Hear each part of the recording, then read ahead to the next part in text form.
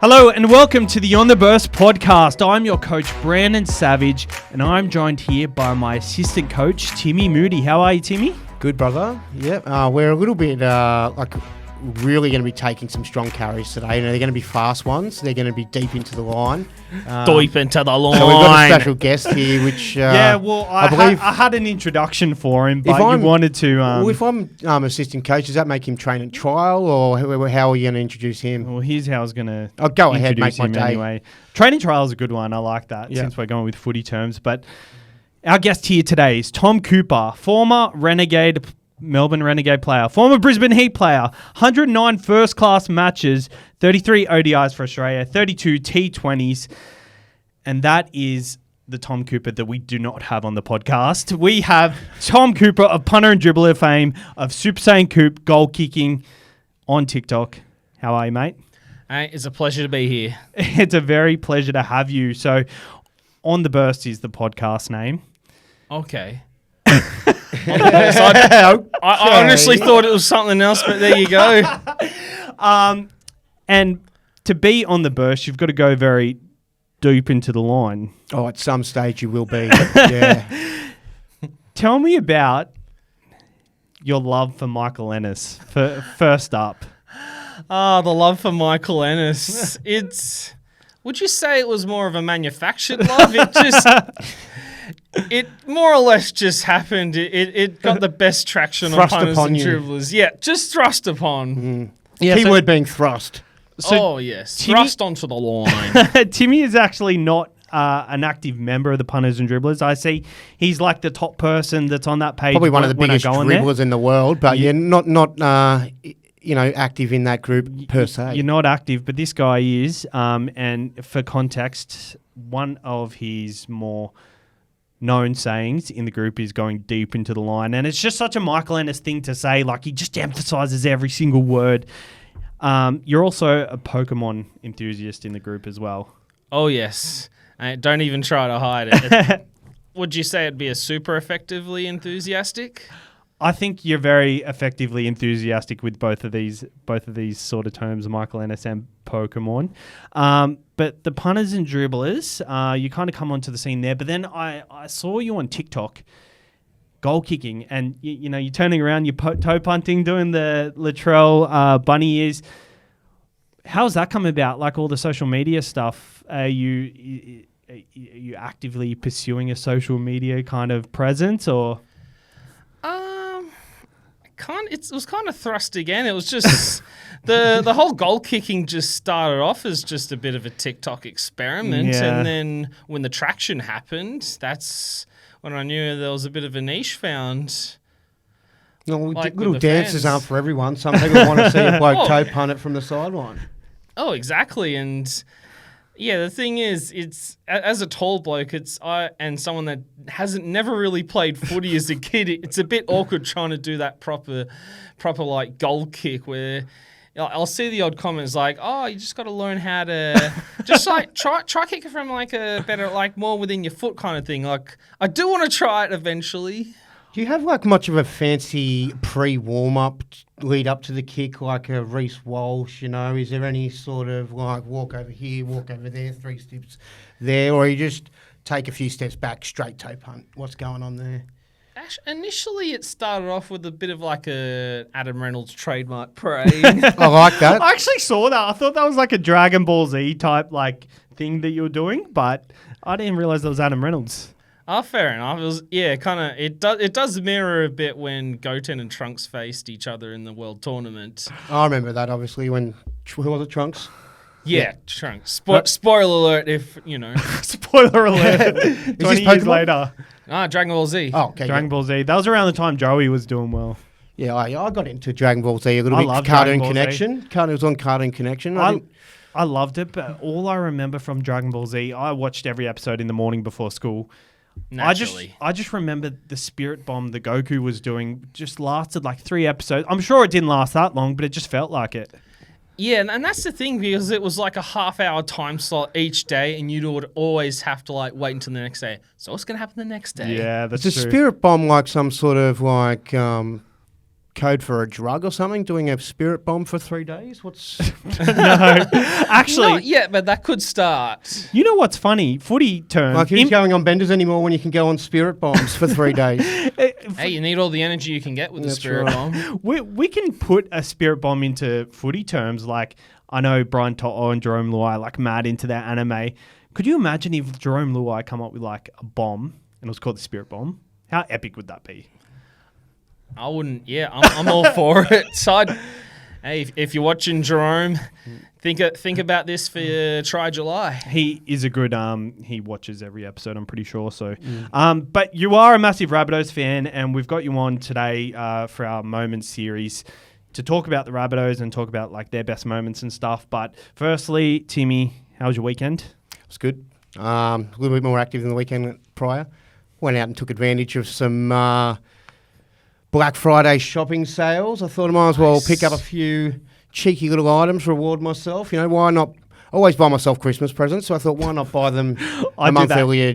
all year round. Yeah. all year round. So I did that. Took the old girl, me mumsy, out for lunch, which was lovely. Had a lovely lunch on Sunday. Went to Drink West, as I said I was going to. I was thinking I was going to go on a bit of a bigger drinking session, but that's now been put forward to next weekend with a few group of friends. More than welcome to come if you like. Oh, sounds yeah, we're going to interesting. do. We're actually going to do pretty much like 5 or 6 places, like Emu Hall, all the little, yep. So I've actually got my. if you can get a leave pass. Yeah, my wife's got a Christmas party on the Friday night, and I've got Addison. I'm taking her to a friend's birthday party at St Mary's Leagues that night, so I could incorporate that into it somehow. How was your weekend, Tommy? Yeah, it wasn't too bad. I was showing my English cousin around the site, so it was almost a bender, really. It was, Almost a bender. Nice. as soon as work finished, and then took him to the local Four Pines, and you can't go wrong with the $6 pints. Actually, no, $7 pint special. Like So that. you live in the in God's country, around there, do you? Oh yes. Oh yes. I I'm know talking it's- about Manly it's- area. Oh yes, of course.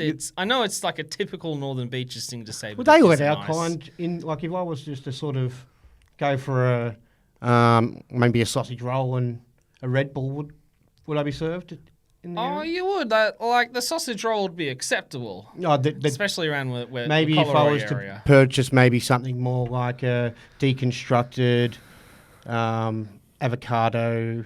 Oh yes, a they go down Asahi a bowl or treat. something. Yeah. Mate's Cafe does a good little stacked avo toast. What's it like being a diehard Rabbitoh supporter in that area? I assume it'd be quite tough. It can be tough sometimes, or on the odd occasion have copped it on the Manly Hill, but Yeah. mostly they're good down there. Yeah. Got to have a random bunny guy somewhere, don't you? Oh, exactly. Everywhere. We're shamelessly everywhere. Yes, very good. All right, so we actually... Do you want to hear about my weekend? Yeah, sure. Yeah, go for it. Or should I just... Please. No? Did you have a good weekend? Yeah. Tell us I did. about it. No, that was it. I had a good weekend. No, sure. You want to? No. So we recorded our podcast on Friday, obviously. That was a good time. It was a good time having a few drinks, and then I did kick on a little bit after that. Had some cheese for dinner. Just cheese, crackers and stuff, and then we kicked on the day after. It was absolutely... it was pissing down, but yeah, my weekend wasn't that eventful. We do have to tell you guys our MG experience is locked in. This weekend or next weekend. So Mark Geyer, he's putting us through his paces at his own gym, and we're going to be... Oh, jeez. That'll be part of the podcast either next week or the week after. So /vlog. We're very excited for that one. So bit of a meme with Timmy because he's going to get flogged. I might surprise you, mate. You reckon? I might surprise you. It's funny because we haven't locked it in for this weekend or next weekend, and then we're throwing up ideas, and he's like, "Oh, I want to go to the gym a few times this week before we do go." Yeah, been lazy lately, so look, yeah, it is what it is. But look, we're going to start training the house down. That's the concept. That's the idea. We want to be ready for the season start. So Like casual trail mid at Heffron Park fame. yeah, no farm. Oh, no. This ain't no farm. No. It gets way bigger than a farm. All right. So before we go on to NRL news, we all have to do our biggest Michael Ennis impressions. before we move on. So I'll start with you. I'll start with you, Timmy. Okay. Oh, everybody, we're at the Raiders versus Cronulla, and I don't know if you remember the Viking clap famously done by Moy. That's right, you remember that, Vonnie? Vonnie, did you see that? I did that. That was funny, wasn't it?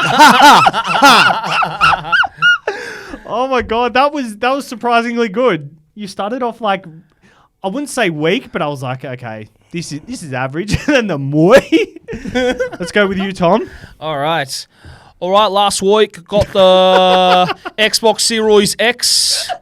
And, of course, with the game, I purchased a Hogwarts Legacy, and I've only just started, and it's quite deep into the line. I picking a Hufflepuff for my house because it's a very loyal, and there's a kitchen right there.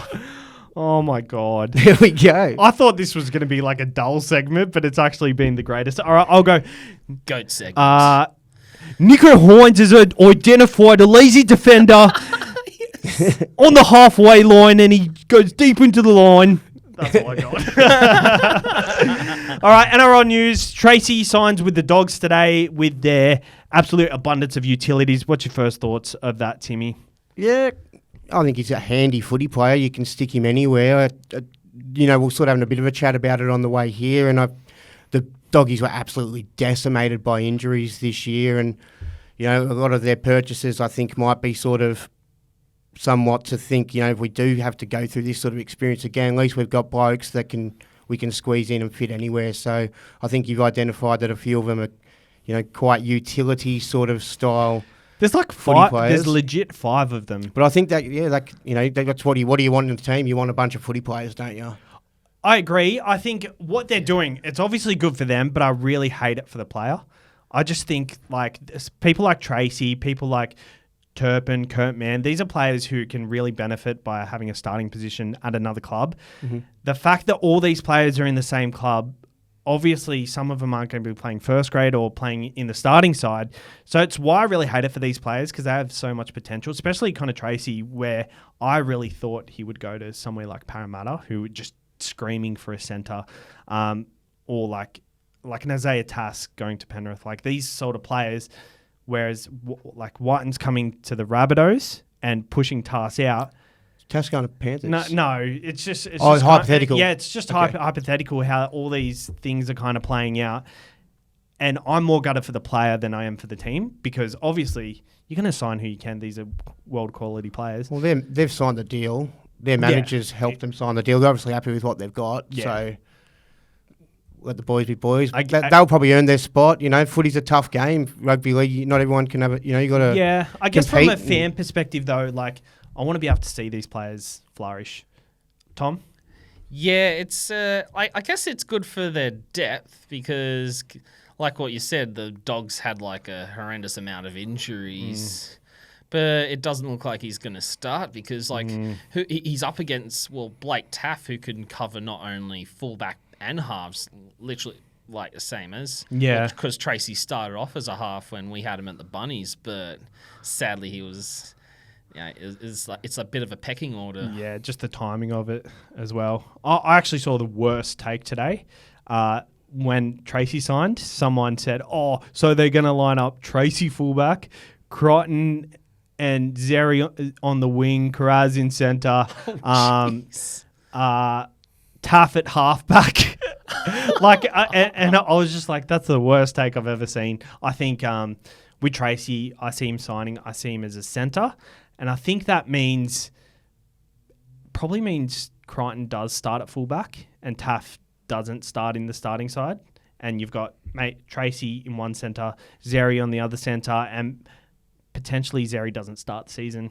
I don't know, but it's just weird how they signed so many players. Yeah, they've kind of taken the attention off the Roost because the Roosters, the amount of times, Roosters are signed. Now all you're hearing about is, the Doggies have signed this player and that player. Yeah. Well, it's better than nothing, I guess.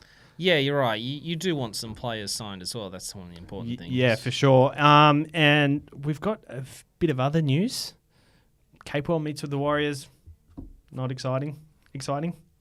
I heard he's just taking the family over to New Zealand and just checking in with Webby to find out if there's any good glory holes or anything over there. Maybe he just wants to see the Lord of the Rings sites. Oh, maybe. Same thing, isn't it? All right. There's some eagles, right? There are some eagles there. All right, so our best moments of the year. So best, worst, and most defining for the Manly, Titans, and Rabbitohs we're doing today. We'll start off with the Rabbitohs, your side. Yep. What's their best moment? By far their best moment was when they beat Penrith near the death because, like, after so many games lost in a row to them, I was there at the stadium. It was euphoric. Like, it was... We felt like we could Thanos the competition, but, well, it ended up like a Mario Kart situation. It wasn't really like... It was quite early in the season, wasn't it? Yeah. Week before Magic Round 9. Was that the week they played them the second time? Yeah, I think so. Yeah, they played. Yeah, didn't they play? Yeah, I'm pretty sure they played the Finns and then played. Yeah, okay. So that was the week before. They're on top of the ladder. Yeah. My best moment was the week after when they versed Melbourne. And they beat a good one as well. Melbourne quite convincingly, and I tipped Melbourne that week.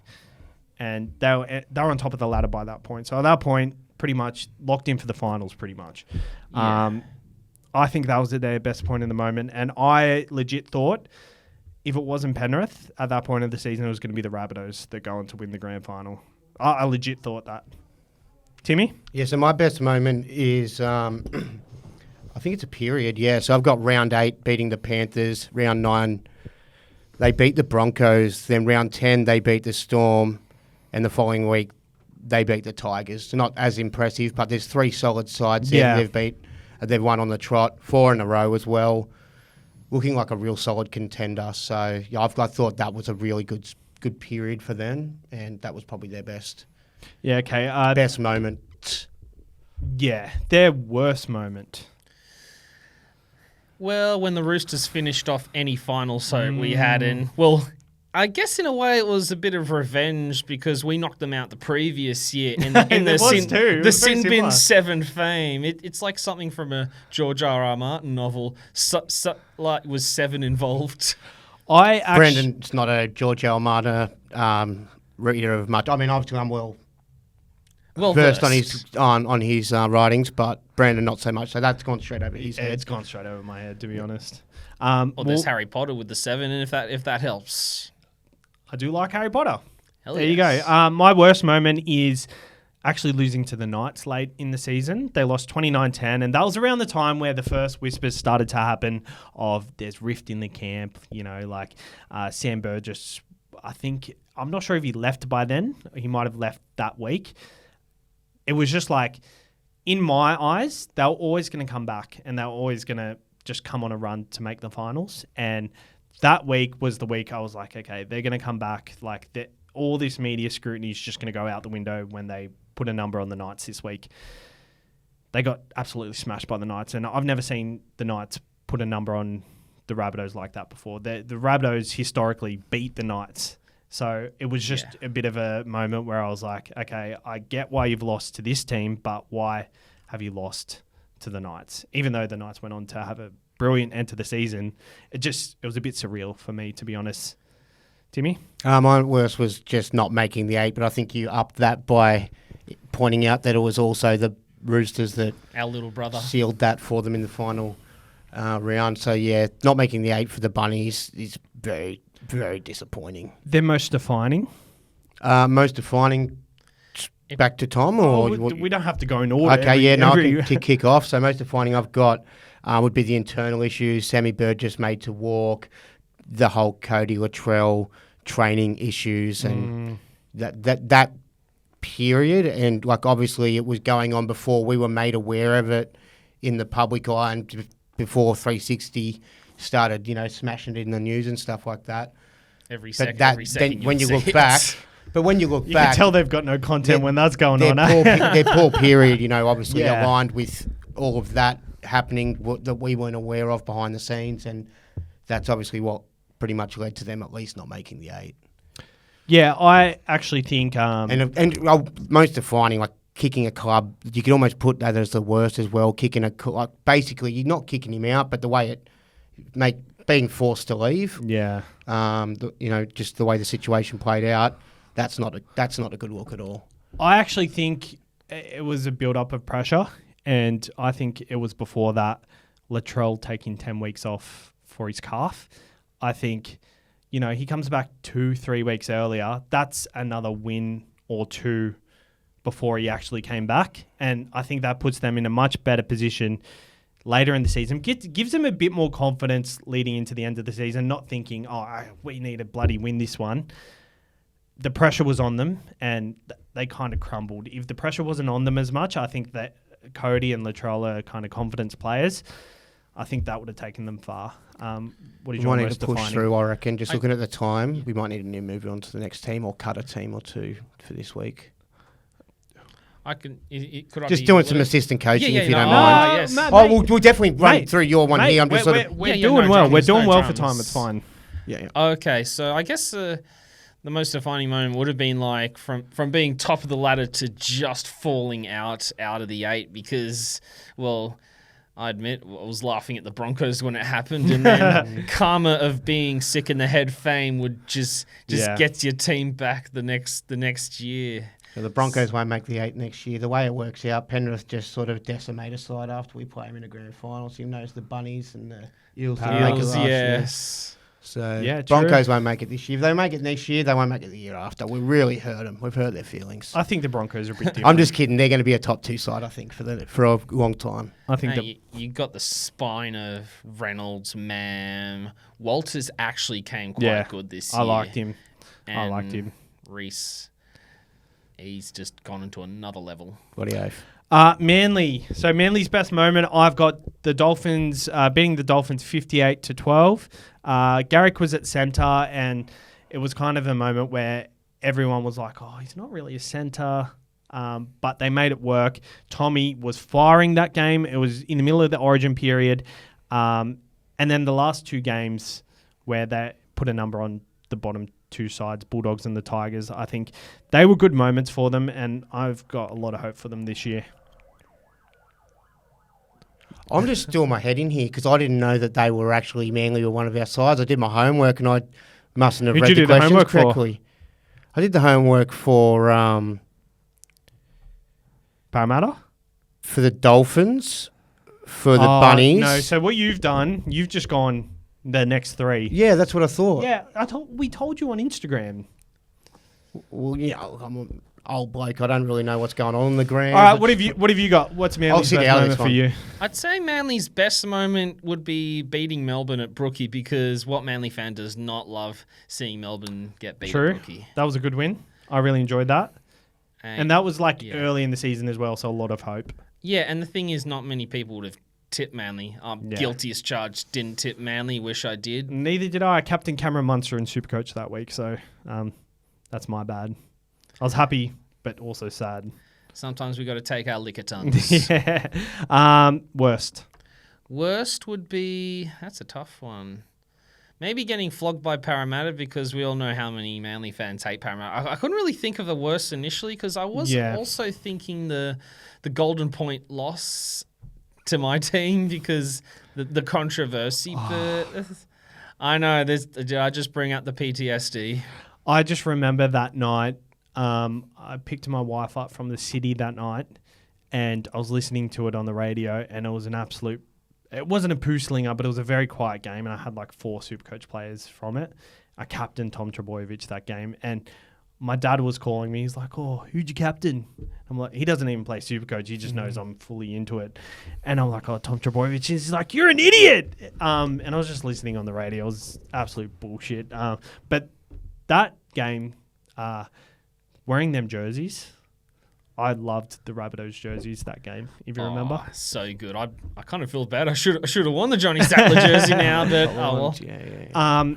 Their worst moment for me is just losing to every top 4 side. So they lost to, I know Parramatta's not top 4 side, but they lost convincingly to Melbourne later in the year. They lost convincingly to Penrith very early, where Dylan Edwards scored 4 tries. So I think not getting up for them games at all when they were, at the start of the season, they were in good form. I think it's just a bit of a shit go from them. Their most defining, Tommy getting injured in Origin, for sure. Yeah. Let's see, most defining. Oh, I think nothing. Tommy not being in their side is a big deal. Yeah, it's pretty much like once he goes down, I think every Manly fan and, even the coach himself goes, all right, realistic expectations have now changed. Have you got the Titans in your list? Yes, I do. All right, so we've got the Titans' best moment. I've got beating Melbourne in round 3, 38-34. that's a good one.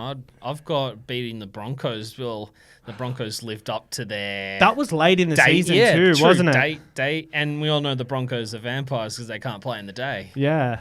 Yeah, that was actually funny because, by then, the Broncos are established and, they've had a really good year. Whereas at the start of the season, the scars aren't there and, you don't know whether a side's actually done really well. What's your moment? My best moment is Fafita as a whole being, consistently involved in the effort plays, going looking for the ball. I think that having one of your best players play at their best is what a team needs, and they ticked that off. So that was their best moment, I think. Yeah, Fafita was a weapon this year. He's copped criticism in previous years. Hard, yeah. In some ways they were warranted, but it's so easy to say that from the sidelines. Yeah. Yeah, for sure. He went looking for the ball, and I think just everyone always said it. Kieran Foran was obviously a big hand in that. I think just sort of, I think mentally Fafita knew that he had to sort of live up to that expectation, and Kieran Foran probably, held him accountable too at training and on the field. So I guess if that's your best moment, is your most defining moment Bo Firma getting injured? Because if that didn't happen, Fafita would have played on the right side this year, and who knows, he might have not had the season that he had. No, it wasn't my most defining. My most defining, I just went with something that's a bit cliche, the sacking of Holbrook. Yeah, well, I've got that as well. It was picking up Desi. Yeah, pretty controversial at the time, but I think it was still the right move. I like it, yeah. I think Holbrook might get along with it, and everyone else might be happy enough, but I think they just need a big dog. And I think Desi's got that, Dog in him for sure. Most defining for you? I guess the most defining moment, I could probably place it in the worst. I can do a bit of both for the worst, because that blowing the 26-point lead against the Finns, no one gave the Finns a chance. Everyone thought, yep, Titans are home and hosed, but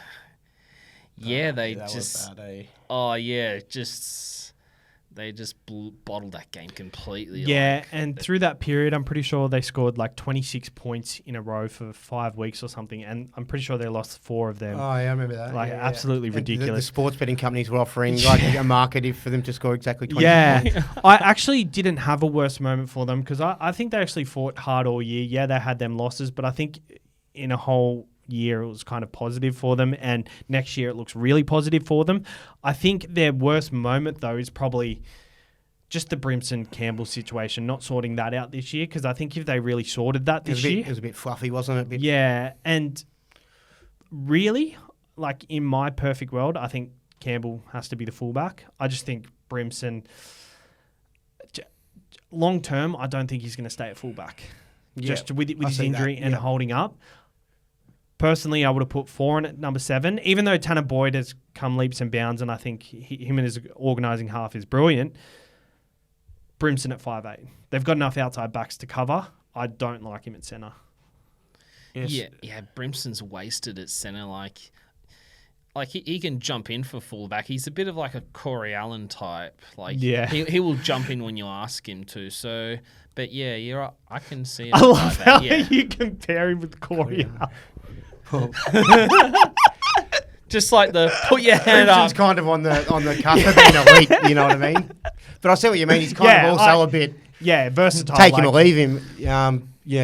So I've got one. It's just the worst moment for me is just the lack of consistency. It's too much win loss win loss on the not stringing together some wins. Honestly, under Des next year, I'm very hopeful, and with the signings they've got, pretty happy and pretty excited for them to go forward. All right, so that's it for our moments for this week. So next week we're doing Newcastle.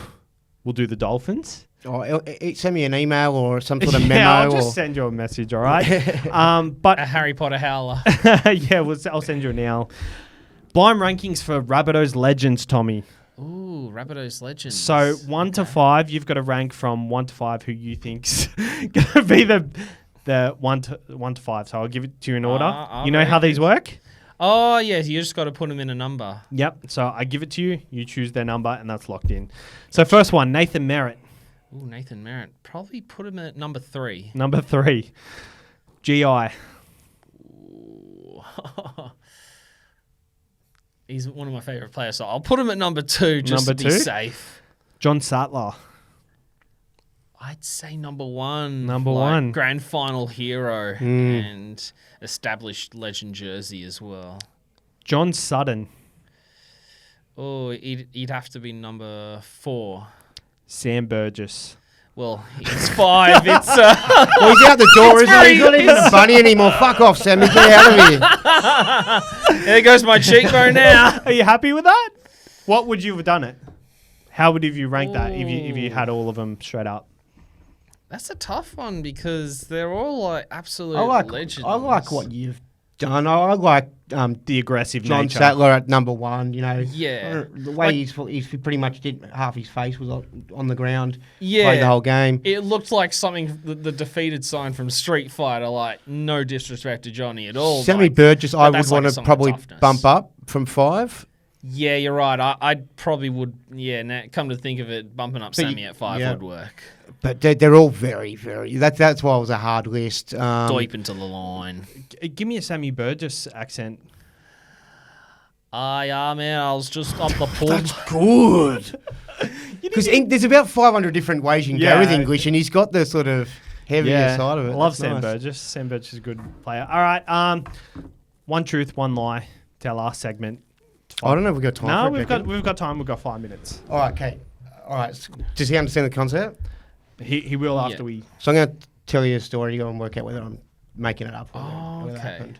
Okay, so I'd say probably about 12 years ago, I was on holidays with a girlfriend of mine.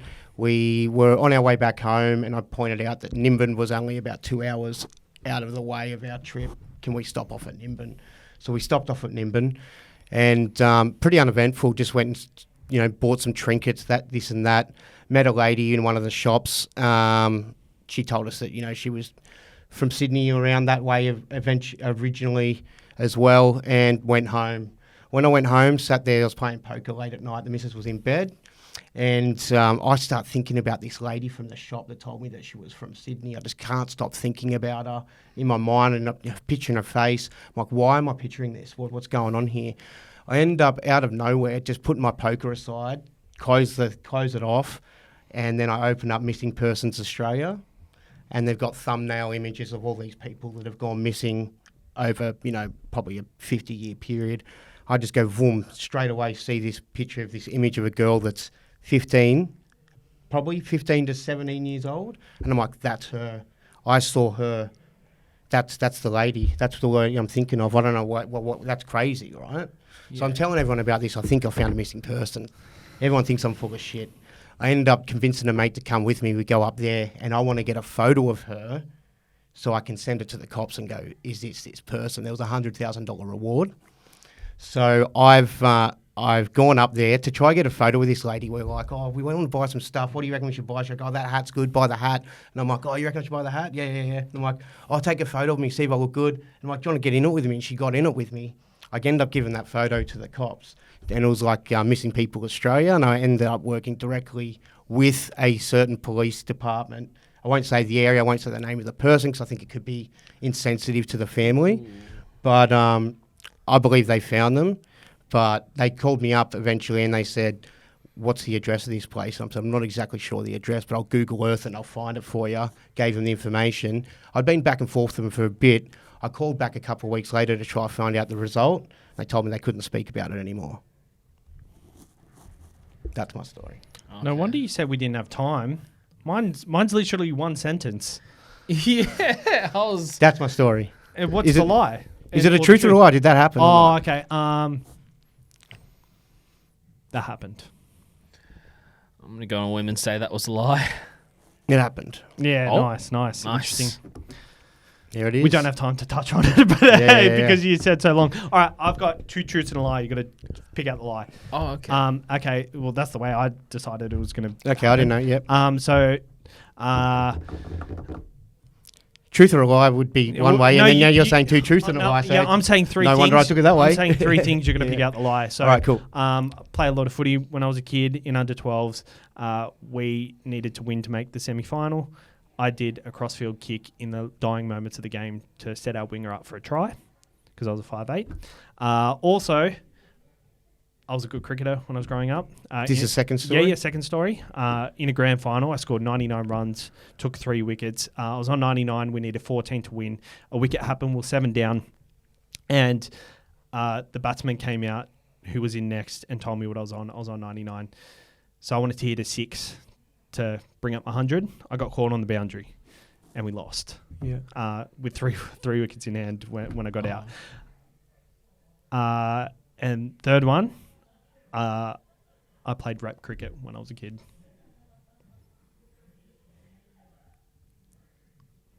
Which is the lie.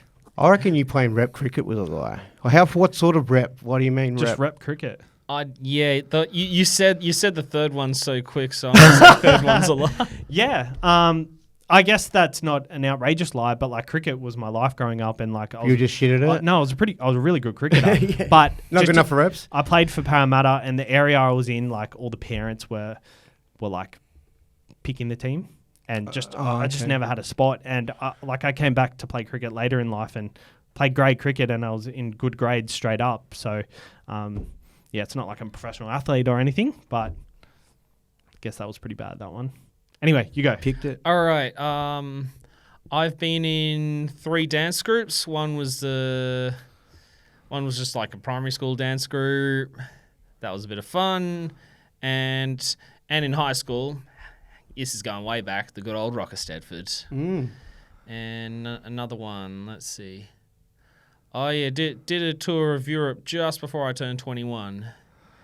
And the third one is... The tour you did of Europe, was that a holiday or were you touring the dancing? Well, I know it was the second one was a holiday. A holiday, yeah. Yeah. Okay, yeah. And the third one is that I played poker at the Monte Carlo.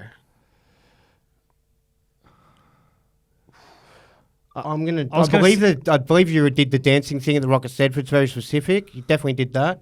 And the Poker's a lie. Yeah, Yeah. poker's a lie. Yeah. At the best I did was play the dealer, but you got to play other people before it counts. I was trying to look at your eyes and see which way, because I know there's like a tactic. If you look up and left, you're lying. If you look up and right, you're trying to think. I've but heard you that's looked- also you- bullshit You too, looked up and because straight. sometimes you can be trying to remember rather than lie. Yeah. I'm not an expert, but All right, well, we're More done of for an expert time than here. Brandon. We're done for time here. We're going to go. Sorry for wrapping up so quickly, but we got what's in the Newcastle in next week. We're going to do Newcastle and them other teams. So thank you for listening. Thank you, Tom, for coming on. Hey, it was a pleasure. Thank you, No, Brando. thank you, and thank you, Tim. no worries, man. Tough carries this week.